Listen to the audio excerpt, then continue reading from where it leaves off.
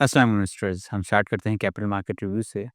अक्टूबर के महीने में हमने मार्केट में खासी वॉलेटिलिटी देखी और इवेंचुअली मार्केट में तकरीबन हमने 4000 पॉइंट्स का डिक्लाइन देखा और केसी 100 जो है तकरीबन 1,61,62,हज़ार की सतह पे जाकर सेटल हुआ। अब बुनियादी वजह तो उसको ये हम समझी जा सकती है कि ओवरऑल हमने मार्केट में काफ़ी तेज़ी से एक इंक्रीज़ देखा है। हमने पहले भी कोट किया था कि ओवरऑल रिटर्न्स जो हैं अब वो जो हमने पिछले 2-3 साल के फिनोमिनल रिटर्न्स देखे कि एक-एक साल के अंदर जो 80 टू 90% का रिटर्न मिल रहा था, तो उस किस्म के अब रिटर्न जो हैं, वो हम मार्केट से इतने हाई रिटर्न्स नहीं एक्सपेक्ट कर सकते, बट 15 टू 20% की रेंज के रिटर्न जो हैं that are still expected in the market. तो एक नॉर्मल प्रोसेस है कि प्रॉफिट टेकिंग देखी जाती है। और दूसरी एक इम्पॉर्टेंट वजह ये थी कि हम अगर हम जियोपॉलिटिक्स की तरफ नज़र डालें, तो थोड़ा-सा हमने देखा कि बॉर्डर पे जो है वो पाकिस्तान, अफ़गानिस्तान के स्कर्मिशेस भी देखे गए। और फिर इंडिया की तरफ से कुछ इंडिकेशंस आ रही हैं जो वहाँ के लोकल पॉलिटिक्स है वो और जो यहाँ पे हमें इन्फॉर्मेशंस जो आ रही हैं, स्पेशली आईएसपीआर की स्टेटमेंट्स भी आई, तो वो ये इंडिकेट कर रही हैं कि India might also take on another adventure. तो वो उसके जो रिस्क्स हैं वो मार्केट ने जो है किसी हद तक इनकॉर्पोरेट किए हैं अपनी ओवरऑल। फिर इसकी वजह से जो है हमने रैली में थोड़ी सी डिस्टर्बेंस देखी, बट प्रॉफिट टेकिंग का एक ये नॉर्मल सिलसिला होता है। मैक्रो इकोनॉमिक साइड पे चीज़ें अभी भी स्टेबल हैं। इन्फ्लेशन के फिगर जो हैं 6.2% के थोड़े से हायर एंड पर आए हैं because of electricity prices and food prices की वजह से। बट आगे जाके जो है थोड़ा-सा इनमें नॉर्मलाइज़ेशन होगी, बट ये एक्सपेक्टेशन है कि सेकंड हाफ में भी इन्फ्लेशन जो है वो थोड़ा-सा हायर एंड पे रह सकता है।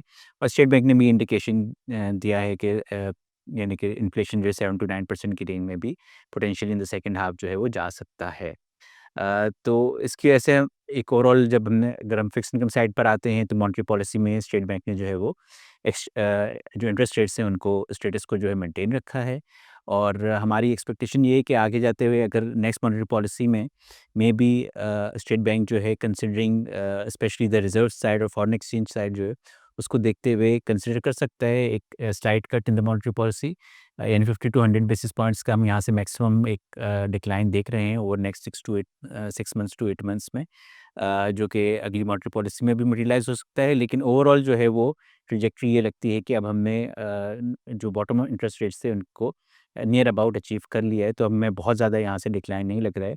और मेजॉरिटी अगर आप देखा जाए तो स्टेबिलिटी की तरफ जो है एक व्यू बनता है on the interest rate side. अब हम बात करते हैं अपने फंड्स की परफॉर्मेंस की, तो let's start with fixed income side. तो हम लोग पहले बात कर देंगे एनबीपी मनी मार्केट फंड की।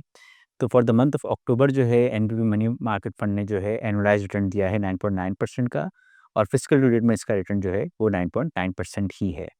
NBP financial sector income fund की बात करते हैं तो इसका return for the month of October 9.9% एनुअलाइज़्ड रहा, जबकि फिस्कल पीरियड में इसका रिटर्न जो है वो 10% एनुअलाइज़्ड है। एनबीपी महाना आमदनी फंड की बात करें तो इसका return for the month of October 10.6% एनुअलाइज़्ड रहा, जबकि फिस्कल पीरियड में इसका रिटर्न 10.4% एनुअलाइज़्ड है। जबकि इस्लामिक महाना आमदनी फंड की बात करें तो इसका return for the month of October 8.6% एनुअलाइज़्ड रहा, जबकि फिस्कल पीरियड में इसका रिटर्न जो है 9% एनुअलाइज़्ड रिटर्न है। इक्विटी साइड पे आते हैं तो एनबीपी सरमाया फंड का return for the month of October, जैसे हमने मार्केट का डिक्लाइन देखा तो 2.2% नेगेटिव रहा, जबकि फिस्कल पीरियड में इसका रिटर्न पॉजिटिव 27.6% है। अक्टूबर के महीने में एनपी इस्लामिक सरमाया फंड इज़ाफ़ा फंड का रिटर्न जो है वो नेगेटिव 5.2% रहा, जबकि फिस्कल रेट में इसका रिटर्न 19% पॉजिटिव रहा है। एनवीपी स्टॉक फंड की बात करें तो इसका return for the month of of October जो है वो नेगेटिव 3.4% रहा, जबकि फिस्कल रेट में इसका रिटर्न 28.2% पॉजिटिव रहा है। इस्लामिक स्टॉक फंड की बात करते हैं तो इसका return for the month of October जो है नेगेटिव 5.7% रहा, जबकि फिस्कल रेट में इसका रिटर्न पॉजिटिव 21% रहा है। अगर हम पेंशन फंड्स पे आते हैं तो इक्विटी सब फंड का return for the month of October जो है वो नेगेटिव 2.7% रहा, जबकि इसका return for the fiscal period 27.3% रहा है। डेट सब फंड की बात करते हैं तो इसका return for the month of October जो है 8.8% एनुअलाइज़्ड रहा, जबकि फिस्कल रेट में इसका रिटर्न 9.4% है। और मनी मार्केट सब फंड का रिटर्न 9.7% रहा, जबकि फिस्कल रेट में इसका रिटर्न 9.4% एनुअलाइज़्ड रहा है।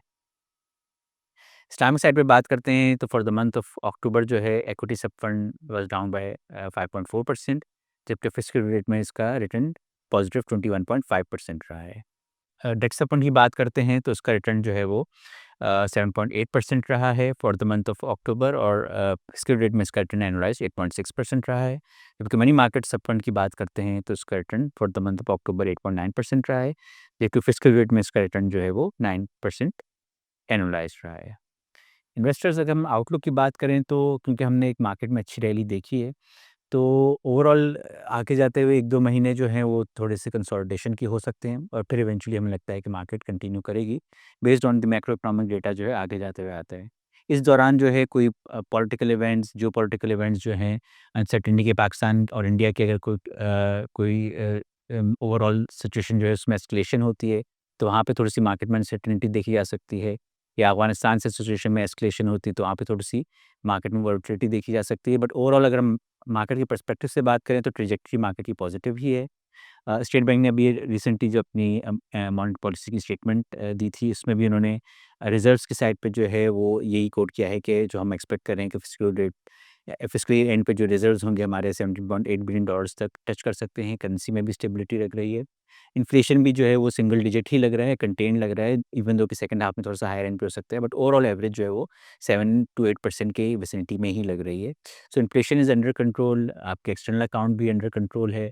थोड़ा-सा बीच में जो है ट्रेड डेफिसिट को लोग लेके जो है कंसर्न्स हुए थे, बट अभी तक जो है जो नंबर्स हैं और जो रेमिटेंसेस की फिगर्स आ रही हैं तो they are still quite healthy.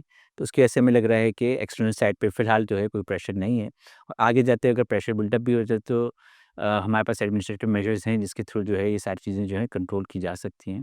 तो इसलिए जो है वो 15 टू 20% का जो हमें स्टॉक मार्केट का रिटर्न है, वो आगे वो पोटेंशियल जो है वो इंटैक्ट लग रहा है।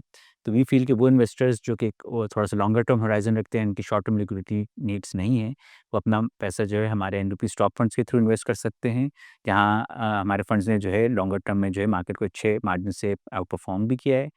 और अगर वो इन्वेस्टर्स जो कि अपने पैसे को सेफ रखना चाहते हैं, वो हमारे मनी मार्केट और सेविंग्स फंड्स के थ्रू अपने पैसे को प्रोटेक्ट कर सकते हैं और एक मुनासिब रिटर्न कमा सकते हैं। Thank you so much for this for listening. अस्सलाम वालेकुम।